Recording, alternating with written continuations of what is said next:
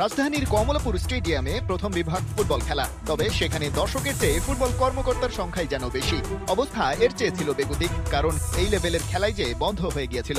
তবে একজন হামজা চৌধুরী সহ বিশ্বের নানা প্রান্ত থেকে আসা প্রবাসী ফুটবলারদের ব্র্যান্ড ভ্যালু সুবাদে সুদিন ফিরতে শুরু করেছে ফুটবলে। কিন্তু মুদ্রার উল্টো পিঠও তো আছে।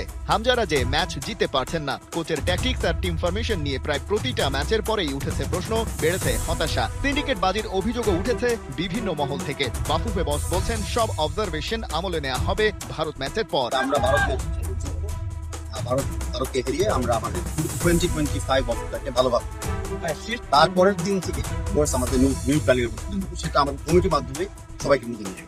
ভারতের বিপক্ষে জিতে মরিয়া বাংলাদেশ। এর বাইরে আপাতত আন্তর্জাতিক ফুটবল থেকে বড় কিছু অর্জনের সুযোগ নেই হামজাদের, কারণ এশিয়ান কাপ বাছাই পর্ব থেকে বেশ আগেই ছিটকে গেছে বাংলাদেশ। তবে তাবিতাওয়াল এবারে ছুটতে চাইছেন আরেক লক্ষ্যের পেছনে। খেলার জন্য আমরা লাস্ট মোমেন্টে গোল না খাই, কোথায় কোথায় আমাদের একটা সেটাও আমরা চিন্তা করি। ভবিষ্যতে বেটার রেজাল্ট করার জন্য কি করা আছে, কিন্তু রেজাল্ট আনি বা খেলা কেমনি খেলি আলটিমেটলি আমাদের র্যাঙ্কিং করা, এটা আমাদের একটা প্রমিস ছিল। আমাদের কমিটি এক বছর হয়ে গেছে, আমরা র্যাঙ্কিং কিন্তু পারি নাই।